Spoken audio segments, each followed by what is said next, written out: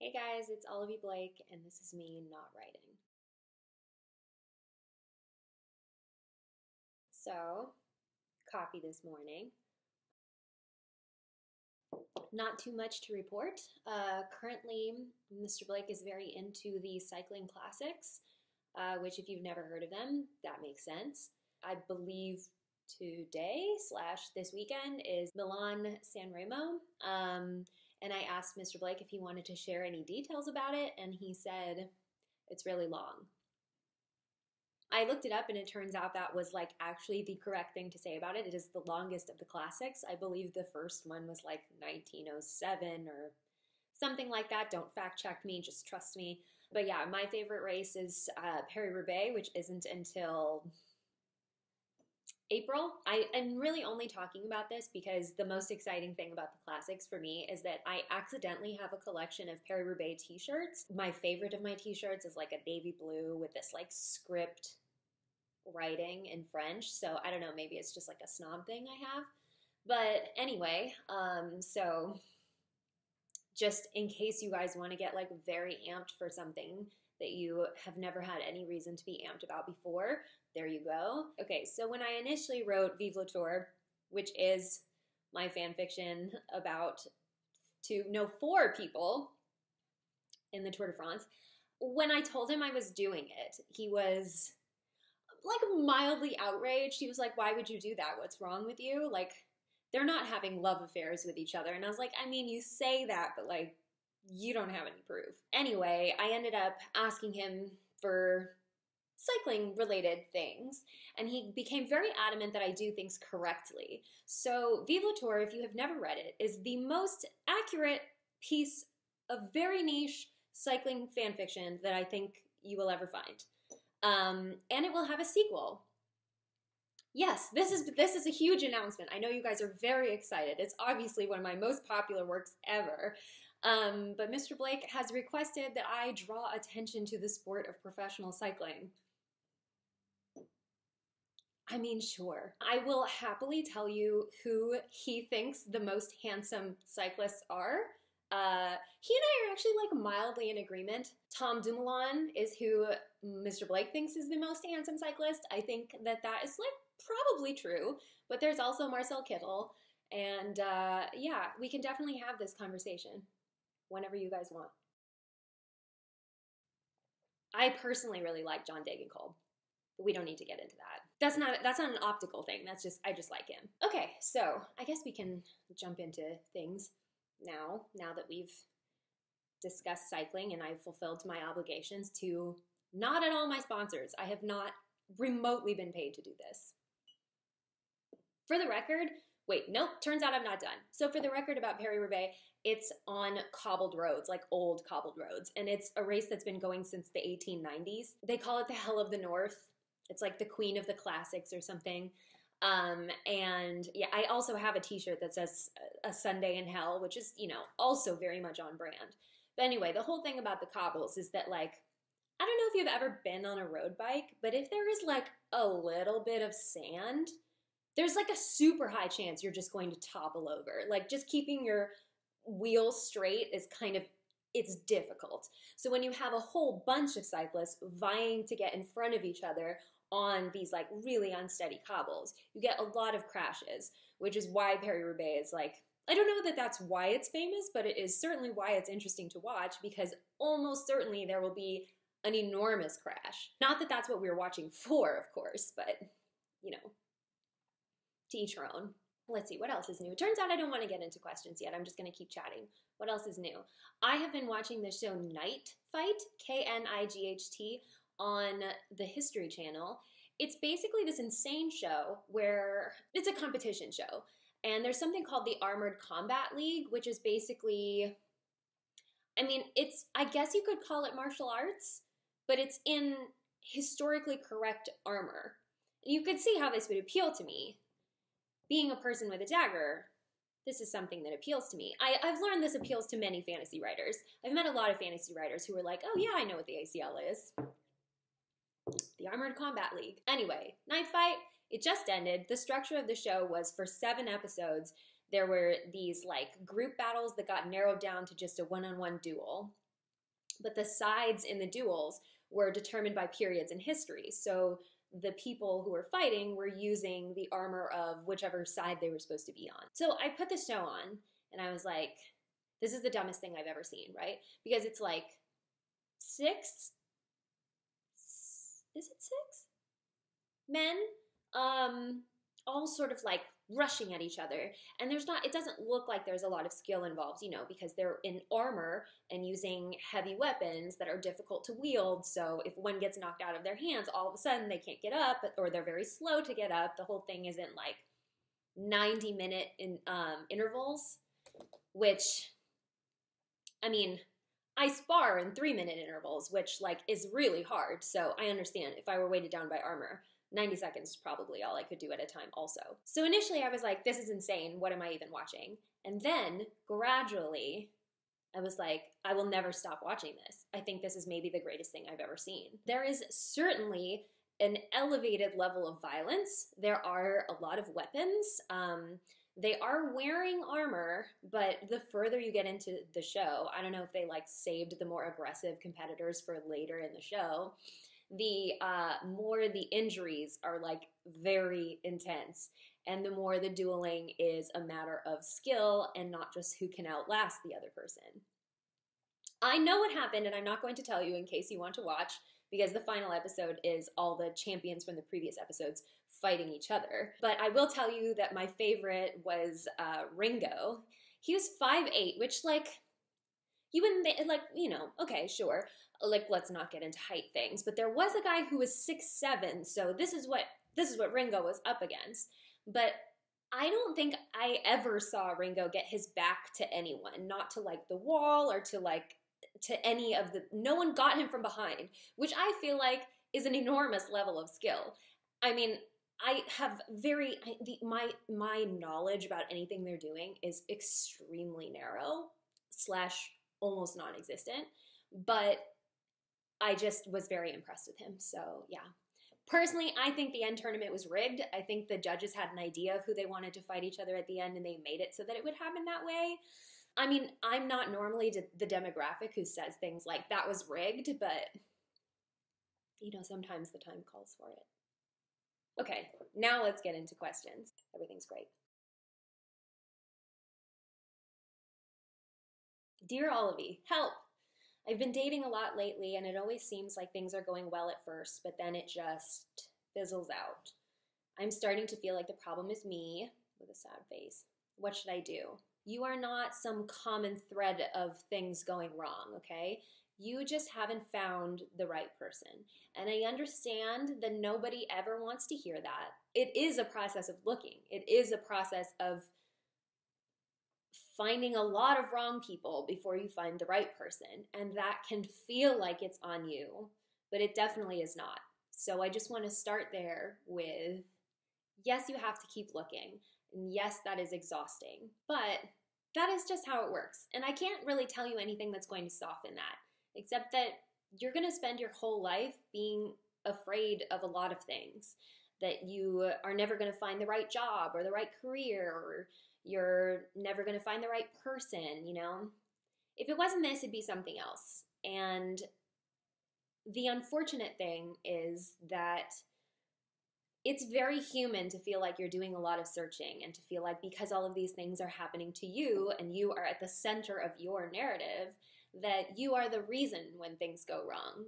But that's definitely not true. So I can't tell you why these relationships don't work out, other than just the basic gamble that it's not the right person. But I can try to give you a little bit of advice.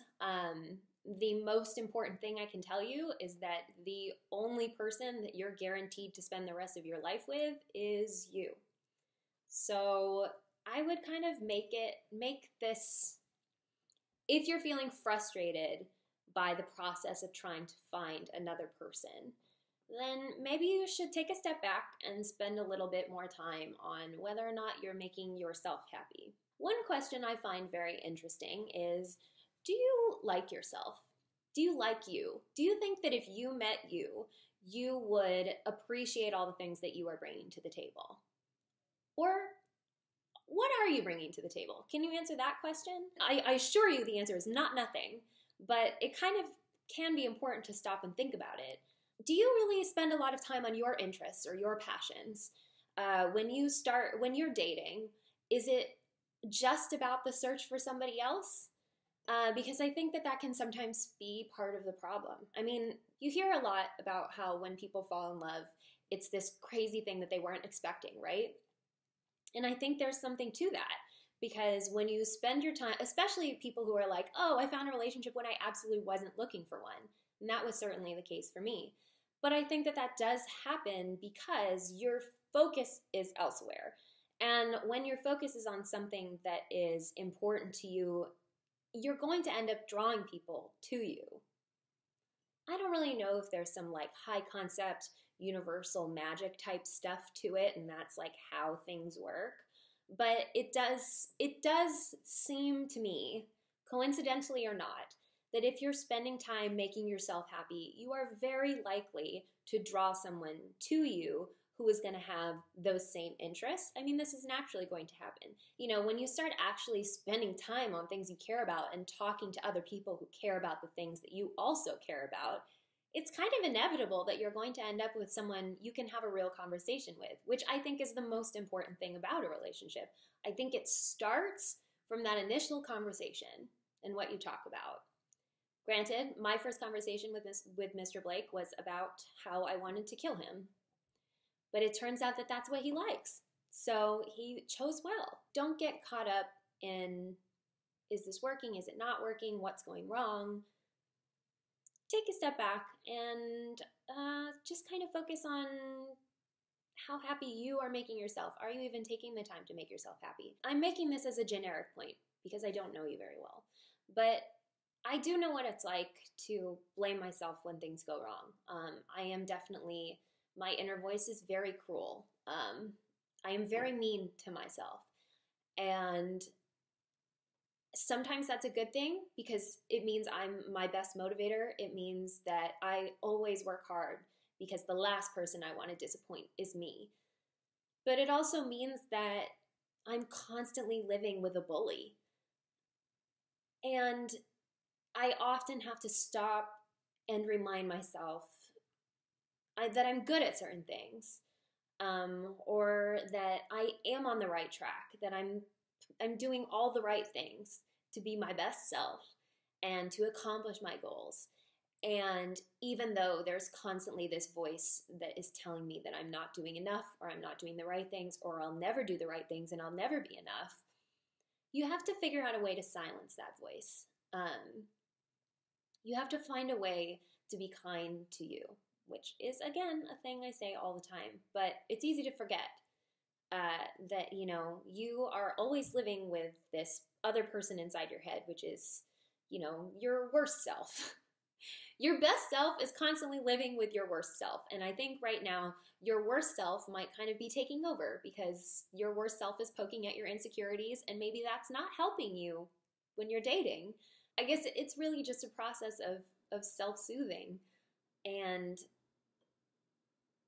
if you are okay on your own, if you are complete on your own, or as complete as you can be, and you don't really need someone, I promise you, the moment you think to yourself, I don't need anyone, I have my friends and I have my work that I care about, that is the moment that someone is going to inadvisably show up in your life. And I don't know. I'd be willing to bet on it. And I'm pretty risk averse, so hopefully that means something.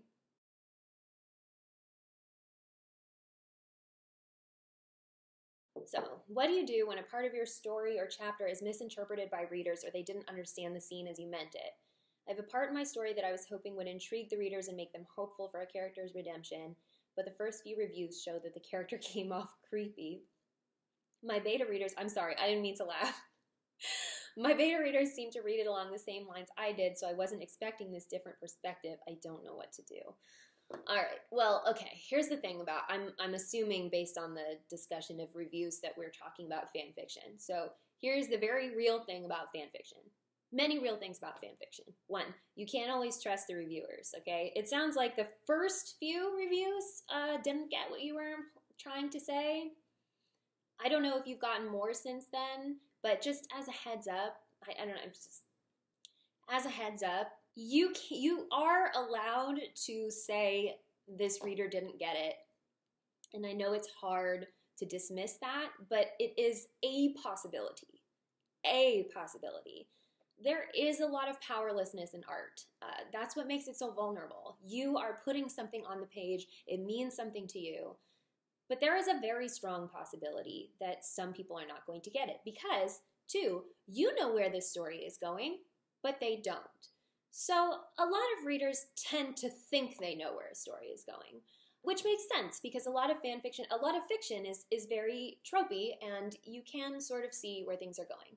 As human beings, there are a lot of common themes that we all sort of lean to. So movies, books, fan fiction, it all sort of becomes like something we've seen before. And people think that because something feels predictable, that they can predict it. That's not always true.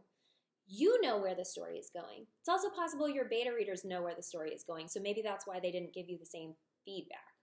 But your reviewers have no idea what you're going to do next, so they might not know. So maybe they read it differently. The third thing about fanfiction, it is written in installments, which means, terrifyingly, you cannot go backwards. You already posted this chapter, so what can you do next? If you think that it is legitimately good feedback, as in, yes, you disagree with it, but you can see where they're coming from, you got to fix it moving forward. There are a lot of ways to do that. If you want to, there's actually multiple times I have done this where, okay, people didn't get something, so now a character has to give them the information that they missed last time. The other thing about, this is like 3.5. Fanfiction readers read a lot. They read in enormous volumes, which I'm really overusing the word enormous, I'm sorry. They read in just gigantic volumes. So it's possible they don't remember all the details either. So not only do you have an audience who doesn't really know what you're doing moving forward, they might not remember the details of what you did before. So just bearing those things in mind, sometimes you need to remind them of something that happened in order for them to understand what's going to happen. This is a very different medium than writing a book. I've said this before, that the process of writing for fanfiction specifically is very much its own thing. You're going to get many levels of reactions, is what I'm trying to say. People will react at the end of a chapter not knowing what's coming next, and they will also react at the end of the story having read things all at once. And you, the magical author of said story, have to be prepared for both kinds of readers. This can be way harder for the work in progress reader because they can be very impatient and they want to understand things immediately. And if you're an author like me, that is impossible because I know a lot more than my audience does just in terms of what's coming next, obviously, because they can't see the future. And hopefully, I set things up, but I don't expect them to know what's coming next. I hope that they don't, in fact. It sounds like you have a very clear idea of how the story is going to look as a whole. That at the end of this, they're going to see that this was a notch on the redemption arc.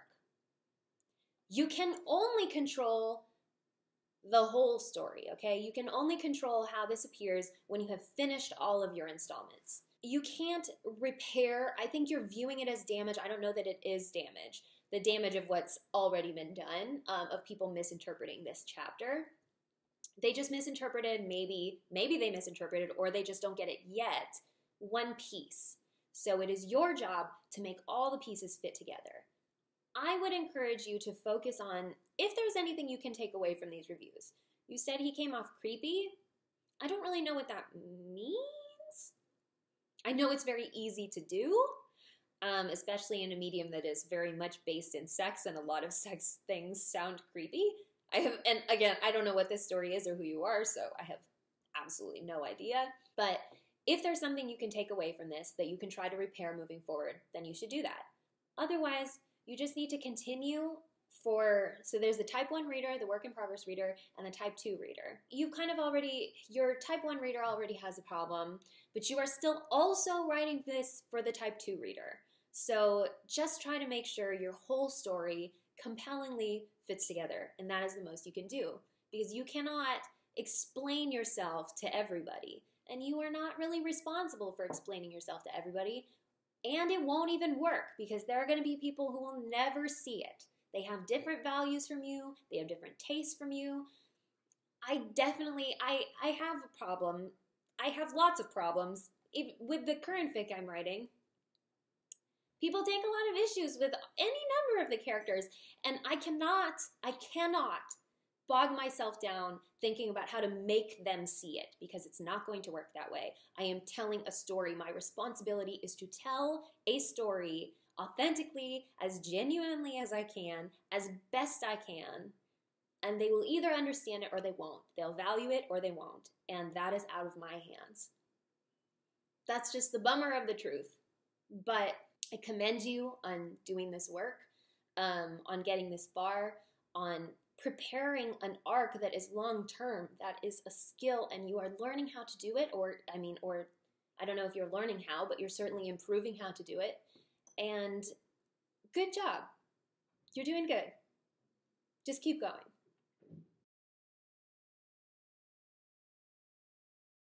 Okay, hi Olivie. I'm currently reading Nobility, and I'm absolutely blown away. It's amazing how well you do characterization and character motivation, and I'm in awe. Oh, thank you. Do you have any advice on how to write believable characters who are not stretched thin by too many motivations, yet who are convincing enough in their struggles? It's interesting that you asked me this about Nobility, which is a story that, I don't know, famously, micro-famously, people hated. And I've still got... A lot of people have read it recently, and they have the same complaints. The characters are out of character or whatever. And there's nothing I can do about this. I tried to write you an interesting, compelling story. Some people like it and some people don't. Thank you for liking it. Okay, just very basically, I will tell you, I do read a lot of psychology. I spend a lot of time unraveling or trying to unravel the human psyche. And I think that is actually quite important for characterization, because how do you create a believable character? You create as close to a real human being as you can. And there are so many factors. I used to suggest people play like a little game with themselves, like what would be this character's favorite sandwich and why? And it's a very little thing, obviously. But so many things factor into why a person likes or dislikes something. Their birth order, the kind of relationship they have with their families, do they come from money or do they not? Have they struggled a lot in their lives or not? How is their morality? Do they have shades of gray, or are things very black and white for them? And if so, why? You're creating sort of a mental profile about each of your characters. And when you understand why a person does what they do, then it's much easier to manufacture what they do next. And the easy part with fan fiction is that we're given sort of a platform for this. A lot of people think that Hermione in this story is out of character. I disagree with them, because I think that the context is important. Obviously, Nobility is an extreme alternate universe, just way, way out there. And I took sort of her need, and I would call it a need. I think it's almost a compulsion to fix things around her. She's even, I would even go as far as to say that she considers herself a moral authority. She is very quick in the books to tell Harry when things he's doing are wrong, and she seems to be extremely certain about it, as if it's an objective truth. A lot of the things that she does in the books are extremely questionable, but she feels that she has the right to do it because she is on the intellectually, morally correct side. So taking that aspect from her and applying it to a version of her that has no real friends, she's pretty isolated, like she would have been if she had never met Harry and Ron, and then pushes her into this situation where the only person who does like her or believe in her is someone who has an extremely skewed view of what it's like to be an authority figure. So some people feel this is out of character. I think they're just looking at the character differently than I am. But the important thing is that she consistently behaves as I have set her up to behave. This is, in terms of characterization, you may not like the place I started from, but hopefully you can see how, moving forward from how I made her to begin with, she is consistently making the choices that I have set her up to make. So someone who constantly feels undervalued and underestimated, at every possible turn, she is taking power back for herself. That is what is important to her in this story. Pansy, who is the other character that, like, I think fewer people have problems with, but some people still did. She is, I think the biggest complaint about her was that she was weak, but what she was lonely and very likely to go along with whoever was making her feel she wasn't alone. And that is true for almost the entire story until she has sort of a revelatory break in her arc. I would argue that she goes through much more change, and Hermione doesn't change at all. She continues to be the same person. She just relies less on the support she's getting from someone else and more on herself, which is a lot of analysis that you didn't ask for. / maybe you did. I'm not really sure. But the point is that when you're creating your character, just try to understand them as if they are a person, as if you could interact with them. And if you could interact with them, if you can figure out the little things, like I said, what kind of sandwich do they like? What would they be like on game night, for example? Oh, God, I hate board games. I don't know why I've brought up that example. I really hate board games. But, I mean, it does say a lot about me. For example, I am very competitive, but only if it matters to me. So, like, board games, not my thing. I'm really not going to be very actively involved because I don't care. There's no stakes for me, okay? I lose a board game, whatever. Unless the board game is something like Trivial Pursuit. And people tend to think of me as the sort of person who's good at Trivial Pursuit. Correctly or incorrectly, that's a lot of pressure on me. So when we're playing that game, I become extremely competitive because my intellect is on the line. So knowing that about me, crafting me as a character, then there are going to be times that I feel very intensely about things and times where I just can't conjure the ability to care at all. And being able to do that with your characters is going to make it stronger in the end. In terms of like nonfiction books that I've read that have helped me, Midnight in the Garden of Good and Evil was it's just a great book by John Barrett. In Cold Blood by Truman Capote is like crazy fascinating. I've read books about specific mental disorders. So I've read about psychopaths. The Wisdom of Psychopaths is, I believe, the name of that book I read. The Birth Order book.